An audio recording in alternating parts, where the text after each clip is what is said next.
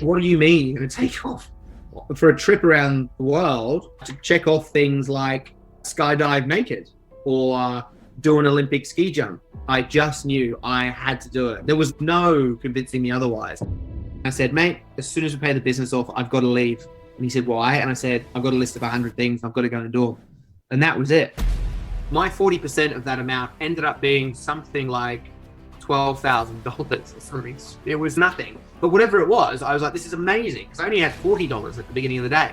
So it all just worked out in some bumbling way. There is something to be said for pursuing something that you're passionate about, that the world conspires to help you out. I've been working really hard for 2.5 years, essentially by myself, and Dave was sort of funding the company, but was working elsewhere. And I didn't have any money. I just had zero money. And I guess at that point I was 26 or 27. Mm-hmm. And I just had $0. And the company was paying me an amount that just got me by I had nothing. And Dave asked me to go out for dinner one night with him for his work thing. He worked in hospitality. And so I went purely because I couldn't afford to eat by myself. And so I ended up with this like lavish dinner, really lovely, at this place in Circular Quay in Sydney. And it was Dave next to me and all his colleagues or employees, actually. And everyone was like silver service and we're getting wine poured. And it was all really lovely. It was great. And then I just remember looking around going, what am I doing? I am 27 years old. I can't afford to buy myself a meal. Even if I could, I wouldn't be here. I'm purely here because I need to eat. And I just got quite upset. And I looked at Dave and I said, mate, I'm going to go. And I was getting a little emotional, but I held it together. I walked out. I went to the ferry to get from Circular Quay to Manly, where I was living then. And I missed the last ferry, meaning that I had to get a taxi home, which cost more. So I had to walk back into the restaurant and go, by the way, Dave, I still am leaving, but I need money for a taxi. So he gave me money for a taxi. And then, I left Circular Quay. I was going over the Sydney Harbour Bridge and I just burst out crying. And I didn't really know why, to be honest. I just burst out crying. And I think my girlfriend at the time was in the cab with me. She said, what's wrong? And I was like, I don't know. And so we went home, had a very somber evening by myself. And the next day I woke up and I just remembered this list that was hidden in a drawer in my room that I had forgotten about for 2.5 years. So I pulled my drawer open. I got my list out, like my actual list of 100 things, which was there. And I have never felt so motivated in my life. I went down to Humphrey's News Agency in Manly. I bought a map of the world, like a foldable map of the world. I put it on the wall.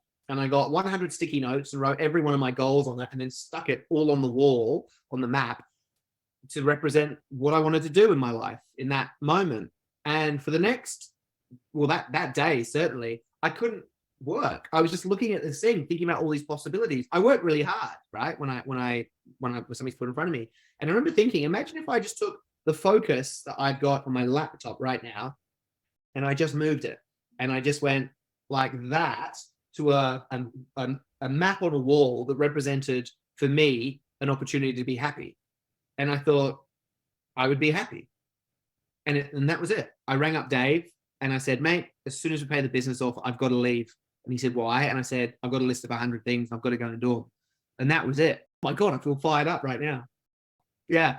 You were broke. Like, what was the plan how are you going to pay your bills? How are you going to take your girlfriend out to dinner? How are you going to get dental care?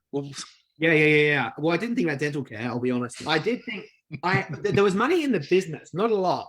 And so I said to Dave, when we pay it off, as soon as we pay it, I'm happy to work for, whatever I was working for at the time. It wasn't a lot. I think he gave me like a bit of a bolster each week, but just so I could like go and do one additional thing, perhaps.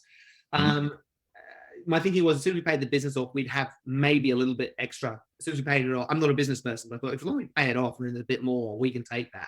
So I think I took $8,000 from the company when we paid the business off. I think it was 8. It might have been 11. Do you know? I don't. I just know that Dave kind of pushed back a little bit when you told him about your Yeah. Oh yeah. He was like, that's stupid. You're in your late 20s. What do you mean you're gonna take off for a trip around the world, an endless, trip, to check off things like skydive naked, or do an Olympic ski jump, or become an ordained wedding minister? Like that's ridiculous. But I tell you what, I'm not saying this for a fact. I knew. I just knew I had to do it. There was no convincing me otherwise. Because we all think we know what's good for other people, but we we might have some kind of idea. But if someone knows, they know. And I knew. No one supported me. Like no one. My mum cried when I told her. My sister. They weren't tears of joy. No, they were not, and they weren't for a long time. They weren't for a long time. My dad was kind of like, he was the only one. My dad's a bit of a renegade, and he was like, yeah, I get it, but still, that might have been the most positive comment I got. Everyone else like that is. What about your girlfriend? What was her response? She's great, by the way. She ended up marrying a friend of mine. She's fantastic. But after I showed her my map on the wall of 100 things, she looked at it and she said, "Are we doing this together?" Or and I remember, like, it wasn't like to get away from her at all. I just knew I had the same kind of realization that I'd had earlier in Canada when I learned that Chris passed away, and that was, I just don't know who I am, and I still didn't 2.5 years later. But that list that resurfaced as I saw it was my way to work it out, and that is a journey I knew I had to take on myself.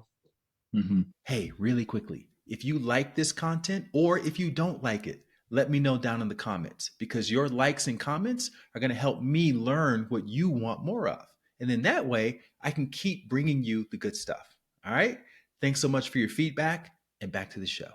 So talk about some of the next steps. So once you committed to your mission, this, and you didn't believe in the word bucket list because you thought that was too much associated with death, right? Yeah. What were some of the first steps, such as Googling pen pals in prison and things like that? Oh, that's true. Yeah. So I committed to my list. I told Dave, when we paid the company off, I've got to go. And it was fine. He just, as a friend, was like, that makes no sense, but sure.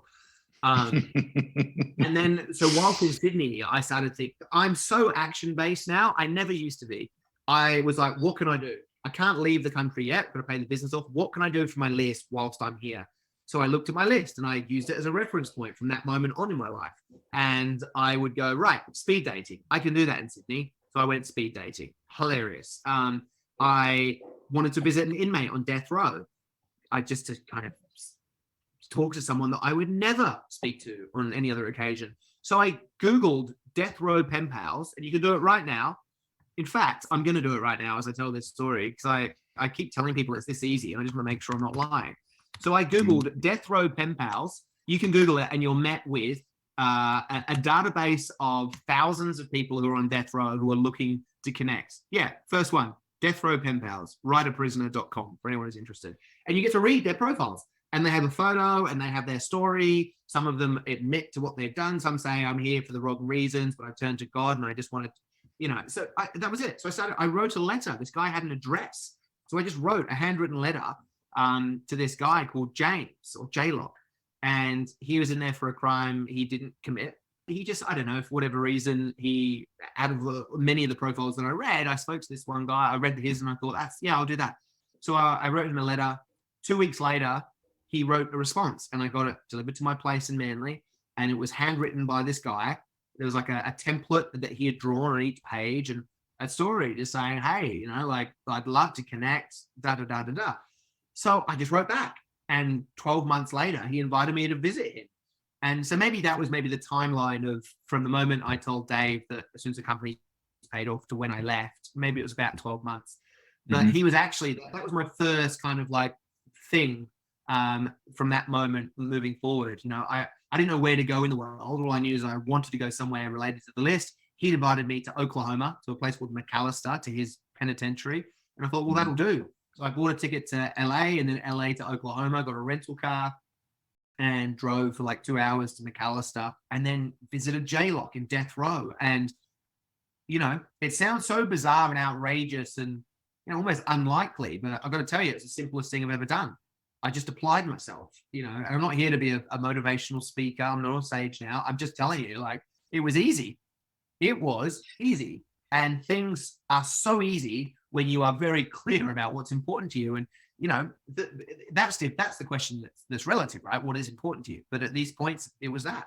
Followed by, what happened there? I mean, whatever it was, I just look at my map and go, that's what's happening next. And I would go and do it. So when you're doing these first, say, dozen or so items on your list, were you thinking to yourself, this may potentially get picked up by the media, so let me record like what happens? And were you taking meticulous notes or? Not at all. This was completely just personal. I wasn't even recording half of it. It wasn't like in this day and age now where you have content creators and influencers. No, I was just doing it. With that said, and this kind of goes back to what I mentioned before, when I wanted to raise money for a charity because I'd never done it before. So I chose Camp Quality, which is an Australian-based charity that they help with kids with cancer. It's more detailed than that, and I wish I could give a better explanation, but I can't think of it offhand. And their PR team said, well, hey, why don't we put a press release out there? Because I guess, as a business, which it is, they're wanting exposure. So they said, why don't we pitch this as a story? Guy with bucket list is raising money for kids with cancer.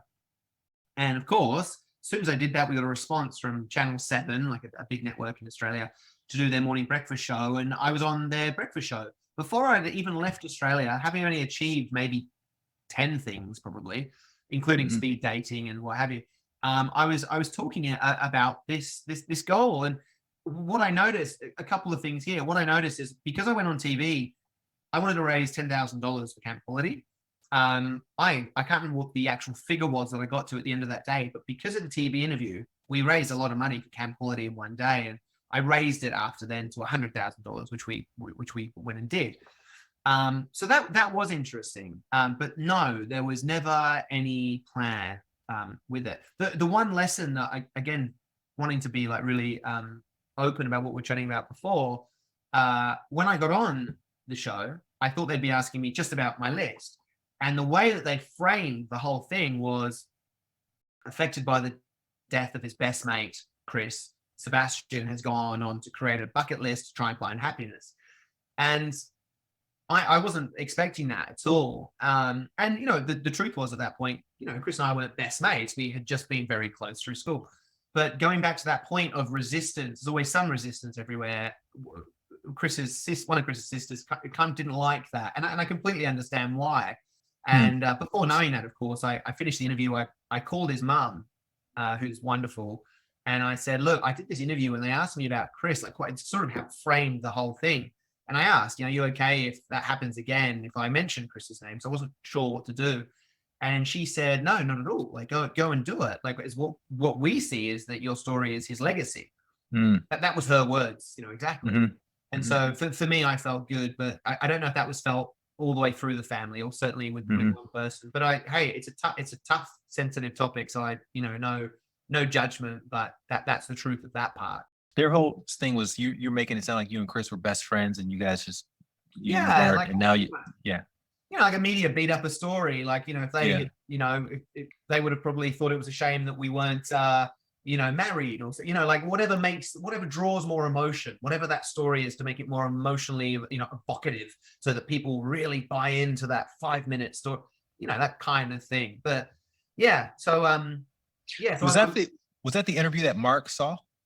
No, that was years on. That was the very first interview before I left the country. I left. Okay. What I found, going back to your question, is that I never did any of it for to be seen or to try and build a business. Or I'm some people might see that as me either not telling the truth or being incredibly stupid. It's neither of those, but if I had to pick, it would be closer to the stupid one. I just did it purely for my stuff. I found that media liked to follow me wherever I went. I suddenly would end up in a newspaper because someone I would meet in that area would generally go, oh, I know someone, this would be a great story. So that's kind of how it started at first. And But of course, some of it was documented. I found that I loved writing from backpacking earlier on in my life, and so I instead of sending emails, block emails to everyone on my address book, I created a little blogging site where I just put down stories. And when I visited JLock, on death row, first thing I did, I wrote this long story about the whole experience, and it helped me process and understand it.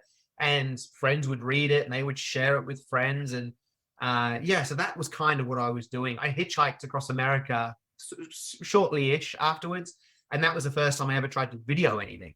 So I had a camera with me and I just videoed, and I thought, well, this might be cool in between my writing about it. And my intention was to be happy. And there are other people, and their intention is fine too, was to go out there and film everything and make it, create this site that immediately inspires so they can do this and that. It's absolutely fine. It's just different to my way of thinking, certainly back then. Does that make sense? So yeah, it does. And just for the listener, some of the items included things like going on a game show, which you did, playing a song that you wrote on stage, being homeless for a week, delivering a baby, obviously getting married to a stranger, kissing a celebrity, stand-up comedy. Yeah. So you started like writing down little comedy bits. You started, you started doing all these little things that you could do initially. Was there a point where you started getting coverage and you started to think to yourself proactively that, this is something that the media could potentially be interested in. This could make things easier when I want to jump out the plane naked. Like if I could, yeah. Were you calling the media and notifying them beforehand? No, guys, such a good, no one ever asked me about this stuff. It's crazy. I reckon I've done 1,000 podcasts. This is so good. So no, as I said, the media would follow, and it was always good. It got more people following me on Facebook. And what I would find is that the more people that followed me, the more people would offer to help me with my list. So I saw that the more people that my list was now being seen by many people. I've of course learned along the way through my experience that people are fantastic. We're here to connect with each other. And if I had an opportunity to help someone, I would. And the same goes for anyone else with me. And that's what was happening. So that was the benefit I saw. Number 100 was to write a book on my list. I wanted to write a kid's book about the boats and everything in Sydney Harbour. So it was going to be a kid's book, but ultimately I got reached out to by somebody who wanted to help. That person happened to work for Random House, or Random House Penguin as they are now, and they wanted me to write a book about my story. They actually went on to, they had read the death row story on my blog and liked it so much that they asked me to put together memoirs of my journey. So that's kind of how it worked out. But everything's been pretty organic. I think there was a moment or two where someone would say to me, you should put out a press release about something you're doing. I think I did it on 1 or 2 occasions. I met this guy called Dave Cornthwaite. He is a complete adventurous soul, and he's great. He also has an entrepreneurial mind. And so he was doing what many people are doing now ahead of the time, which is fusing business and passion and adventure to help other people. So that's what he was doing. So he was making mini documentaries, self-producing, of him doing his adventures. His first one, by the way, was skateboarding the length of Australia, the width of Australia, from Perth to Sydney and then beyond. Anyway, so he's kind of a known guy. That was my first inkling of, people can do this and actually try and generate money or something. That's not the direction I ended up taking anyway, but I saw it for the first time. So him and I decided to stand up paddle across Lake Geneva. We were the first people to do it, we think. And it was on my list, number 85, go on an adventure. So that's what this was. And with that, I saw him send out press releases, and he created a little mini documentary for us. And that was the first time I saw how it might work as a business. I still haven't gone down that route, but I started to see it. So, ESPN approached me. They wanted to do a documentary. Discovery Channel approached me, wanted to do a documentary. I have a show. I have a 26-episode show here in the US, a reality show that went on this platform called Go 90, which was a Verizon product, which the whole platform, it was going to be like a Netflix equivalent, got dissolved. Mate, I don't know how these things happen. Well, I mean, I do know, but on every occasion that I just got approached. People would say, hey, we heard about you. Would you like to do a thing?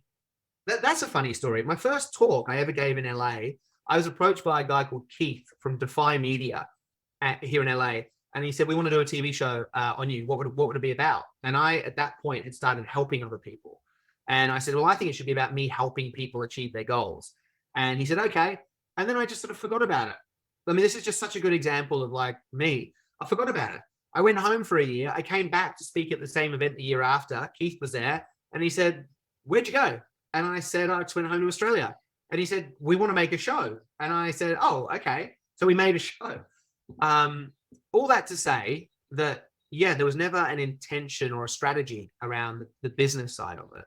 How were you making money? How were you paying your bills prior to all of that? So I went, I think I left with like $8,000 or $9,000, something like that. I whittled that down really quickly. Then I started using my credit card aggressively, and without, again, no financial knowledge or, there's no education around finances. So I did that. My mum would, she would pay the interest on my credit card. She wouldn't pay off debt, but she would pay the interest. So which was so good of her. I eventually paid it back. But at the time, it just meant that I wasn't going into any more debt. And I remember thinking, well, what's a credit card for? And my answer was, well, it's for doing things you want to do. And I wanted to do all these things. So I was very happy using it. So I was flying to wherever, just without thinking or care. What happened was that I got offered to write a book. And so the money I got as an advance for that covered all that debt. I was able to pay my mum back and thank her because she's the greatest human on the planet. And then a little bit more. So I started doing other things on my list. And then I got back to Australia, and my book, which was now in circulation in Australia, and then it actually went into China and Taiwan. I was generating a little bit of money, a little bit, but enough. But so many people were now reading it that I got asked to do a talk at one point. A company in Australia had said, would you do a talk for us? I'd like my staff to hear your story. And I thought, that's interesting. So I did that. I'd actually done one more talk at that point earlier on. I can talk about that too. But anyway, I got paid for this talk. I got paid $500. And I thought, you are kidding me. That is phenomenal. So I did that, and they liked it so much. They said, we've actually got something like 30 branches or more around Australia. We'd like you to talk to all of them. And I was like, what? No way. So that's sort of how it funded itself. The other point, this is just a funny one, and I'm jumping around so much here, so I apologize to you and anyone who's listening. But at one point, I was number 36 on my list was walk across the country. Now, I chose France. So I was halfway across France with a guy called Matty, who I'd met working in a bar in Geneva, where I was living to try and learn French, number 42 on my list. And we were halfway across, and I had $40 to my name. $40. But by the way, I'd been part of another documentary at this point, which we will my plan was to get across France in 14 days, and they were going to fly me to England for the premiere of this documentary. So just to give a bit of a time frame. So halfway across France, I had $40 Australian dollars to my name, and I didn't care. And I thought, well, I'll be fine. And then I checked, we were in this tiny town, a village in France. And we walked through, and I checked my emails, and Dave said, call me. Dave's my tank, my business partner, if you will, for the inflatable movie screen business in Sydney, after Thorpe tried to screw us over. And he said, call me, someone wants to buy the business. So I called him, and I kind of had forgotten. I just didn't think anyone would want the business. And it turned out someone wanted to buy it. I think it was for $190,000.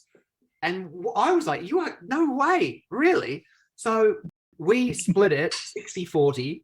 Dave argued that because he had been staying and working on the job, he should get 60%. There's more, right? And I said, well, he's my best mate. So I was like, yeah, but I worked on it for like 2.5 years without you.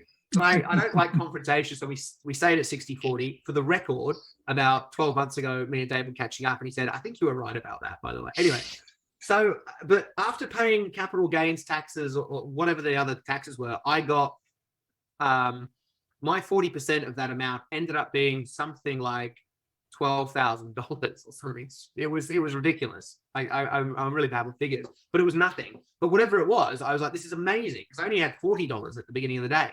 So yeah, it all just worked out in some bumbling kind of way. But I will say, and I'll save this for later on if it pops up, there is something to be said for pursuing something that you're passionate about, because things pop up, you seek out opportunities that you don't see before, and things will show up. Like the world conspires to help you out. And It's not really my world, the way I speak in interviews or anything like that, in that sort of spiritually led way. I feel that there's something looking after us all if we're able to connect with something, but I do believe there's something going on there. If you like that video, you're going to love the next one. Click this thumbnail right here, and I'll see you over there.